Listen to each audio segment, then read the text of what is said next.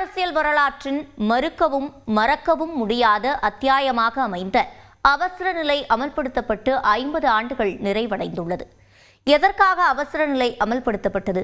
இதனால் காங்கிரஸ் கட்சிக்கு நேர்ந்தது என்ன? சிவப்பு மையால் எழுதிய கருப்பு சரித்திரத்தின் கதை என்ன என்பதை சுருக்கமாக பார்க்கலாம்.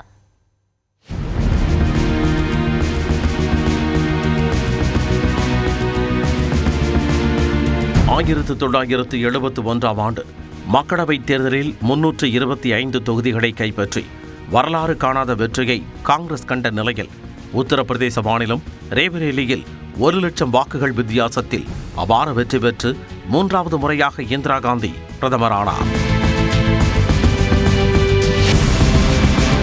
இருப்பினும் ரேபரேலியில் இந்திரா காந்தியின் வெற்றியை எதிர்த்து வேட்பாளர் ராஜ் நாராயணன் வழக்கு தொடர்ந்தார். ஆரம்பத்தில் சம்பிரதாய வழக்காக காணப்பட்டாலும் அடுக்கடுக்கான குற்றச்சாட்டுகளால் இந்திரா காந்தியின் வெற்றி ஆட்டம் கண்டது.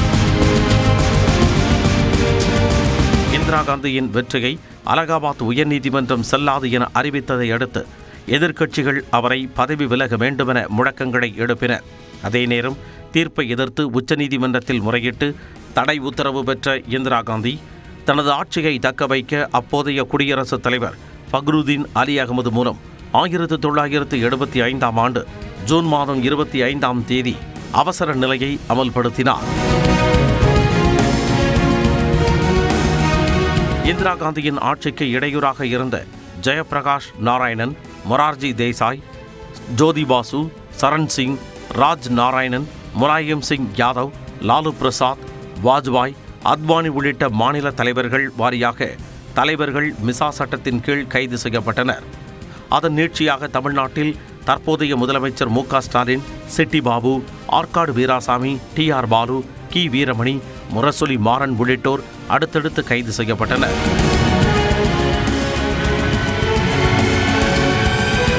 இந்திரா காந்தியை விமர்சித்து முரசொலி உள்ளிட்ட பல்வேறு நாளேடுகள் கட்டுரைகள் மற்றும் தலையகங்களை வெளியிட்டன.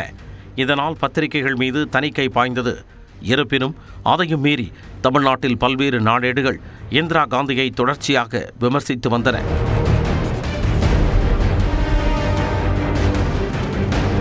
இருப்பினும் இவை அனைத்தையும் கண்டுகொள்ளாத இந்திரா காந்தி தன் மீதான நீதிமன்ற அவப்படியை அடைக்க 1975ஆம் ஆண்டு ஜூலை மாதம் 21ஆம் தேதி நாடாளுமன்றத்தை கூட்டி அரசியலமைப்பின் மக்கள் பிரதிநிதித்துவ சட்டத்தின் 38 மற்றும் 39வது பிரிவில் திருத்தம் கொண்டு வந்தார்.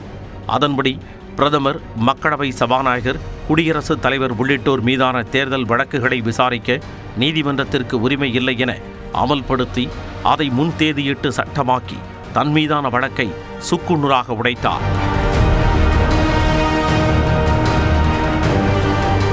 அவசர நிலையின் முக்கிய நடவடிக்கைகளில் ஒன்றாக 20 அம்ச திட்டங்களை இந்திரா காந்தி கொண்டு வந்தார்.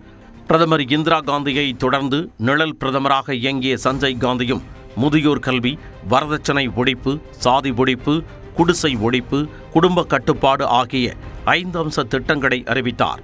இதனால் நாடு முழுவதும் பலர் வலுக்கட்டாயமாகவும் சிலர் தாமாக முன்வந்தும் குடும்ப கட்டுப்பாடு செய்து கொண்டனர்.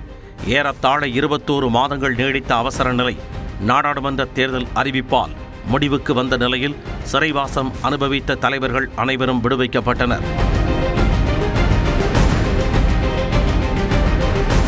முன்னாள் முதலமைச்சர் கருணாநிதி ஒருங்கிணைப்பில் ஓரணியில் இணைந்த ஸ்தாபன காங்கிரஸ், பாரதிய ஜனசங்கம், பாரதிய லோக்தளம், சம்யுக்த சோசியலிஸ்ட் கட்சிகள், ஜனதா கட்சி என்ற புது பொலிவுடன் கண்டது.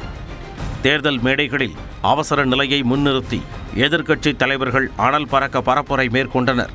பரபரப்பாக நாடாளுமன்ற தேர்தல் நிறைவு பெற்று முடிவுகள் வெளியாகின.